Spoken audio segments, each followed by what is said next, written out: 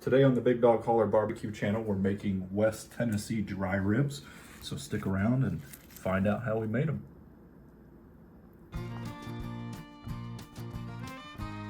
Welcome to the Holler, everybody. Today we're going to be making some West Tennessee dry ribs. What we have here are 2 racks of Smithfield pork spare ribs.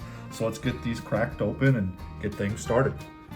So what we went ahead and did off camera here is we trimmed things up a little bit. What the spare rib is composed of, we have the St. Louis cutter ribs. Went ahead and trimmed up the edges just a little bit to make it a little bit more even and cook a little bit more evenly. And then attached to the top of it, you have the rib tip. For the sake of this video, we're not gonna highlight anything with the rib tip, but maybe we will on a future video. So here with the St. Louis cut rib, like I said, try to make it a little bit more even. Some of these bones are still a little bit smaller than the other ones over on this side, but that should be okay.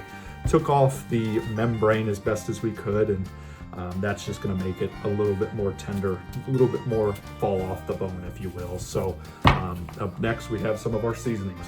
All right, so what we'll start with on the seasoning will just be some regular ground pepper. You'll see that in a lot of our videos. Just a really light coating for these West Tennessee dry ribs here, as this is certainly not gonna be the star.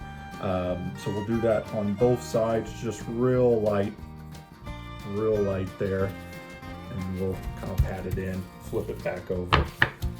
Now what we'll move to is just some regular Morton salt. I'm gonna go pretty liberal, pretty heavy on the salt here. And what this is gonna do is it's gonna bring out that natural pork flavor. And it's really gonna make it juicier than you might think it would. It's not gonna dry it out. We'll spray it potentially throughout. But that salt's gonna bring out the nice natural pork flavor there.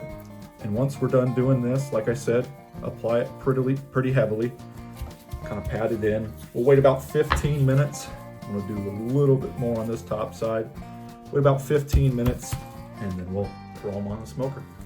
So as you can see, it's been about 15 to 20 minutes. The salt has really started to pull a lot of moisture out from these ribs. What we're gonna do, we're gonna go put it on the Masterbuilt 560 Gravity Series for roughly 3 to 4 hours, just depending how long they take personally. We're gonna run some Bear Mountain Barbecue Applewood chunks along with some fire and flavor charcoal, and we're gonna roll from there. Let's get it started. As I stated out here at the Masterbuilt, I'm gonna throw these ribs. One more thing I forgot to mention is at any point it starts to look dry, we'll spray it.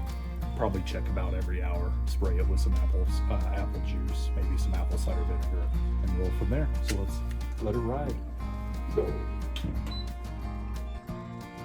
All right, so the ribs have been going about an hour to an hour and a half. Let's take a look at them here. As you can see, still doing pretty well. Looking a touch dry, so we are going to spray it with a little bit of Simple Truth apple juice here, just to give them a little bit of moisture. These are dry ribs, but certainly don't want them to dry all the way out. All right, and we'll probably check them again another hour or so. It's been just over 5 hours. Let's take a look at things here. As you can see, got some great color on the ribs. What we're looking for is a nice bend. We're starting to get that. So I think we're just about perfect, and we'll get these pulled off. We got our ribs inside here. Have a great mahogany color. Still a ton of moisture coming out, which is great to see. As you could tell, the salt did not dry out the meat or anything like that. It's just trying to amplify the flavor of the pork itself. So now something that makes these West Tennessee dry ribs special is we're going to spray it with our apple juice just to make sure the seasoning sticks, and then we're gonna add some of this Head Country High Plains Heat seasoning on top, just to bring additional flavor to that pork. Not trying to cover anything up, but we're trying to amplify the pork even more, even beyond what the salt did in the initial smoke there. So you can be kind of liberal, and the seasoning doesn't come out super well, so I'm gonna give it a nice spanking here, maybe. And just go all over the top of the pork. I'm gonna go back through one more time. Like like I said. Now it's starting to come out a little bit more there. And there we are. So what we're gonna do here, we'll pause just a moment and then we'll get these cut up. All right, so we're all seasoned up. Now what we're gonna do is we're gonna flip it over. Just makes being able to see the bones a lot easier on a rack of ribs. So all running this way, pretty straight with a slight skew going leftward from my perspective. So I'm gonna cut one here.